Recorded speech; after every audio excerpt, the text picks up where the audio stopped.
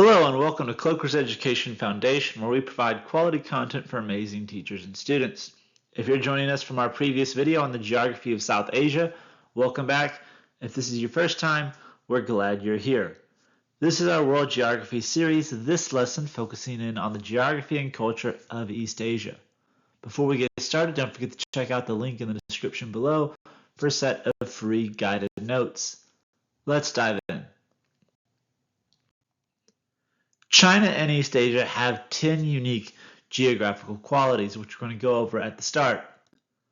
First is that China's population in East Asia represent about a fifth of all humankind. Territorially, China alone ranks as one of the world's largest countries, coming in fourth, behind the United States, Canada, and Russia, respectively. China is one of the oldest continuous civilizations, dating all the way back to the Huanghe River Valley civilization, which we cover in our World History series. If you want to check that out, there's a link at the end of the video. It's one of the oldest continuous civilizations. China's development has been isolated for most of its time, not interacting very much with Eastern European, Middle Eastern, or foreign powers, simply because of the physical barriers and the sheer distance between them and everyone else. Fourthly, is that there's a national culture emerging from the core of China present near Beijing, and that has been the cultural hearth of China since the early river valley civilizations, as you can see with the Huanghe River Valley. The fifth major feature is that foreign intervention in China has been disastrous on the Chinese culture and Chinese society, from the European colonialism and expansionism to the Japanese imperialism. The intense regionalism and division within China has led to a lot of aversion towards foreign entities. As you can see, the Japanese have claimed Korea at one point in time, invading into Manchuria. Russia, of course, had invaded for parts of world history. The British, the French, the Japanese, even the United States for a point after the Boxer Rebellion. Sixth is that China has been flanked on its north and eastern side by the Eurasian steppe. The sphere of influence, the separation between China and the rest of the world, was reduced when Peter the Great continued to expand the Russian Empire eastward into the Eurasian continent. The seventh major geographic feature of China is that China's population is heavily concentrated along the coast, specifically within urban zones, as you can see, as it's concentrated along the East China Sea, the Yellow Sea. And as you get further and further west with more and more arid land, the land is less and less productive. There's less and less people out there. Eighth is that after the Chinese Communist Revolution, there has been imposed of a central authority, and that has left a permanent imprint on the culture with the rise of the Communist Party within China. Number 9, China's modernizing economy has remained predominantly rural in society outside of the factories and the major urban and industrialized centers.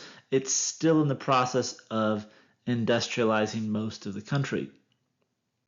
Now, with the rise of the communist China, lots of the traditional beliefs of Confucius have been pushed to the side in an attempt to modernize the nation. However, many of the values still persist even to this day, especially in rural Western China. And so breaking down China's climate, as you can see along the coast, there's a lot more moisture, a lot more precipitation. As you get further and further inland, it becomes more and more climate. You, of course, have the highland climate or the plateaus in southwestern China. And just breaking it down a little bit further, you see it's very similar to the United States. The coastal region of China, very similar to the southern United States.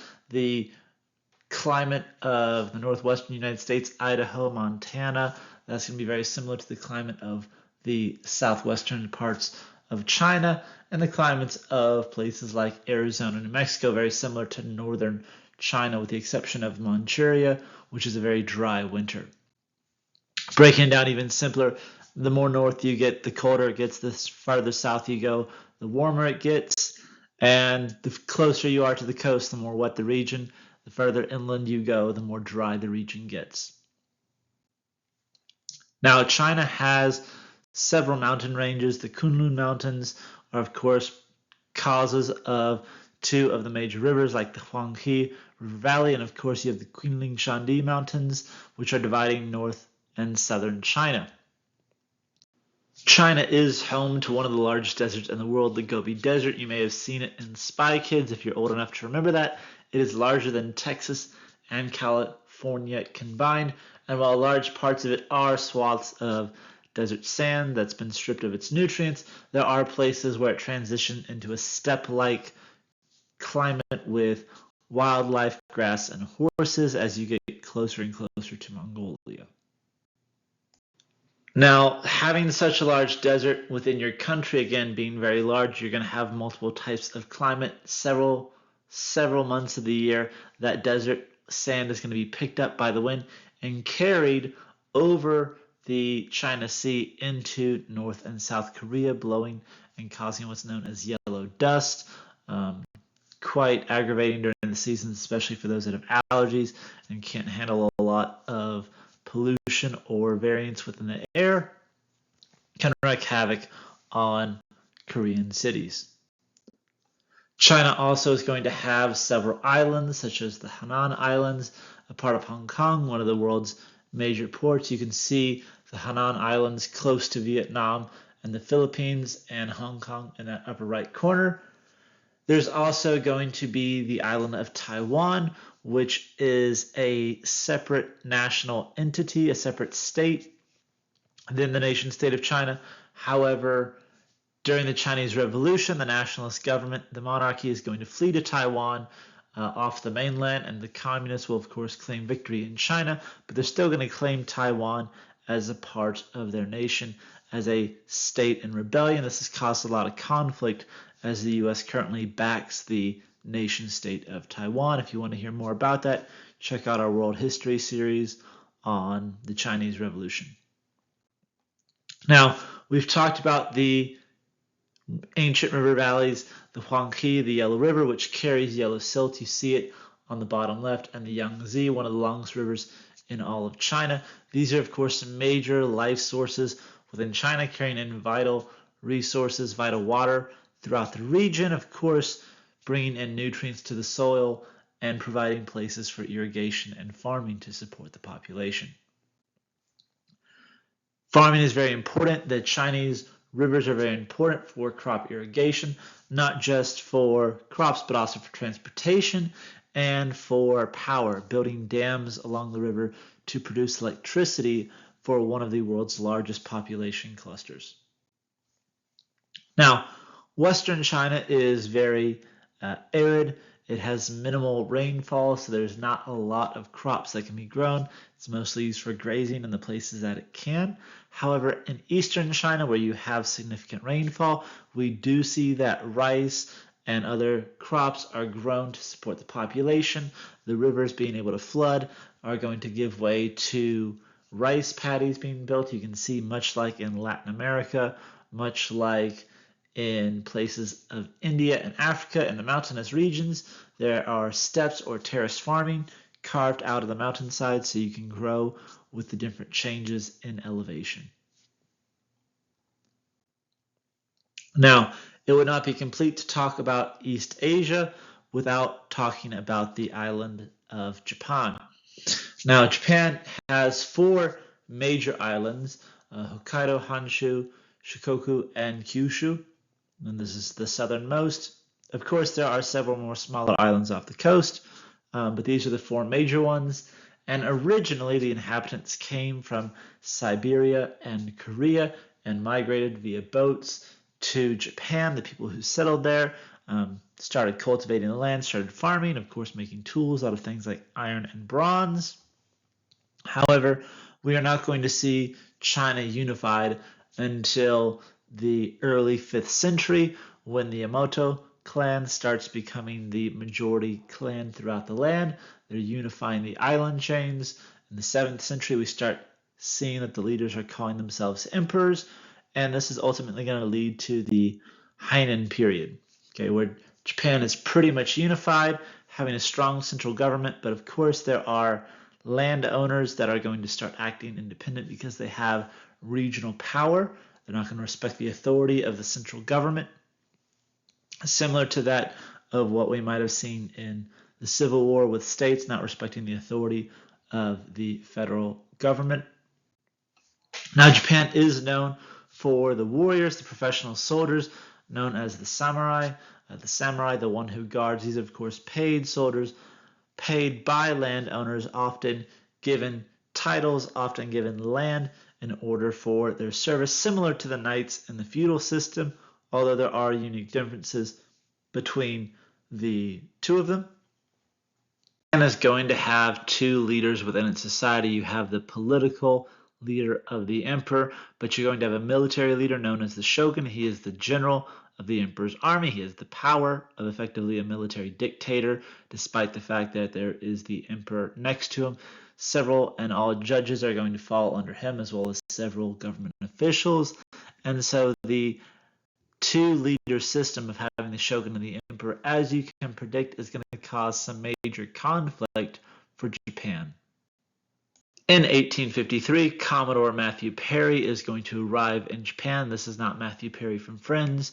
This is the military Commodore. He's going to arrive, and again, we're trying to establish a foothold in Japan for trade. In 1853, we are going to back the emperor. We're going to start training his military with modern equipment.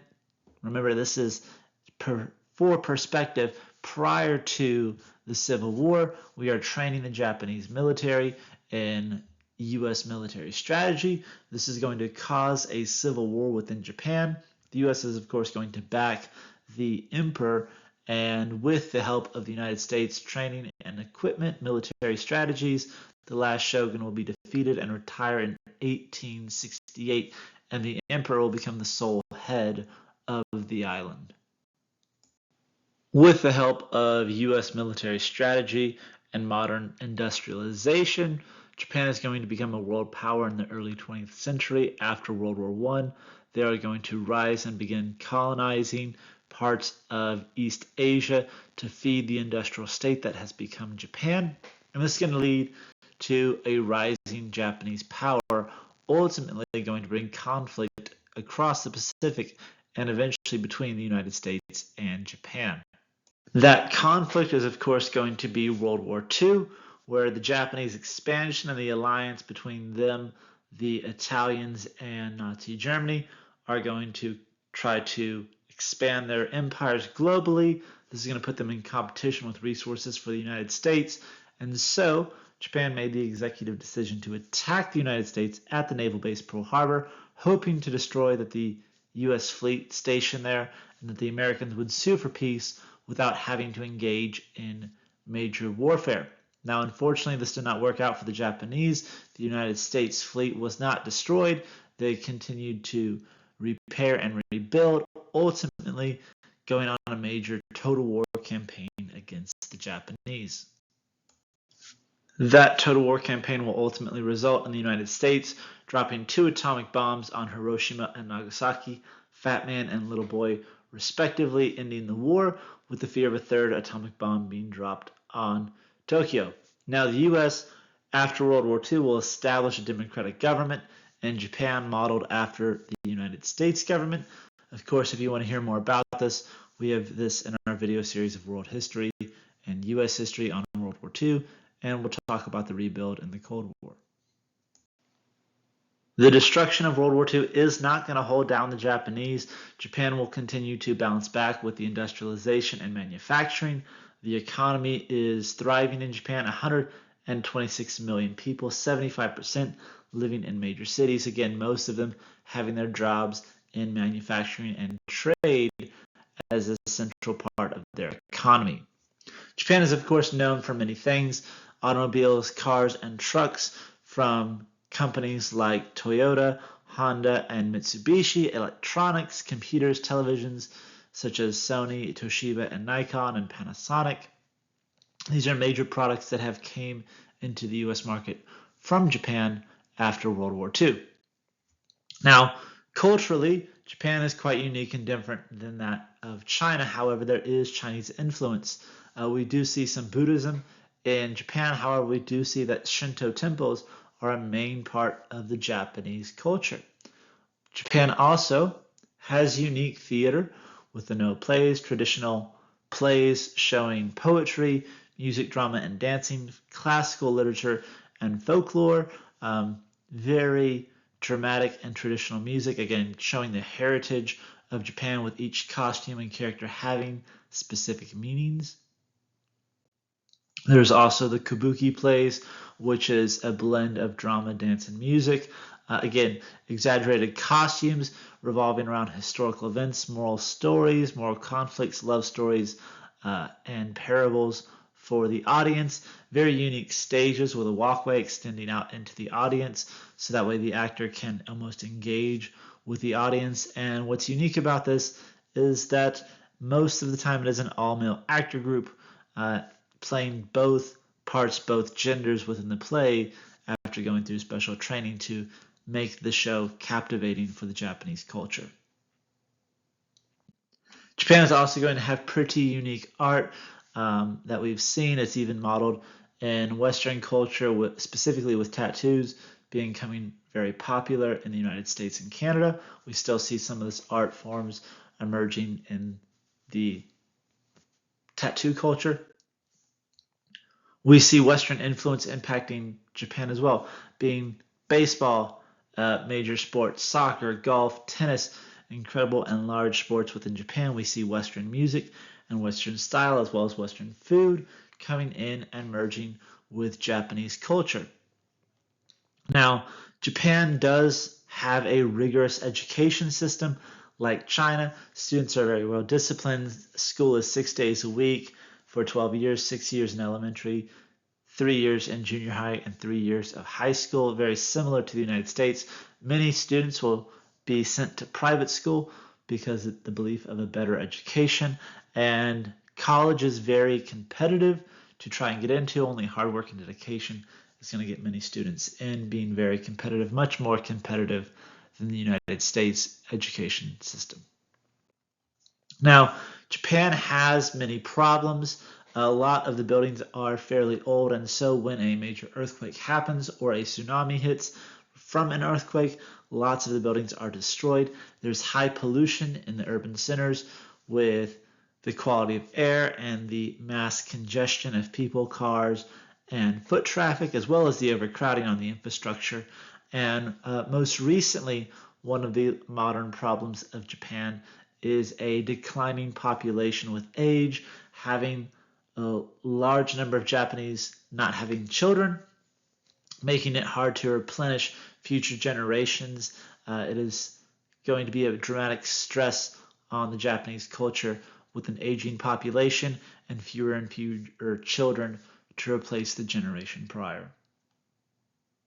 That wraps up our lesson for this video. Thanks for joining us. As always, don't forget to like and subscribe. Our next unit on the geography of Southeast Asia, Australia, and Oceania is just a click away. I'll see you there.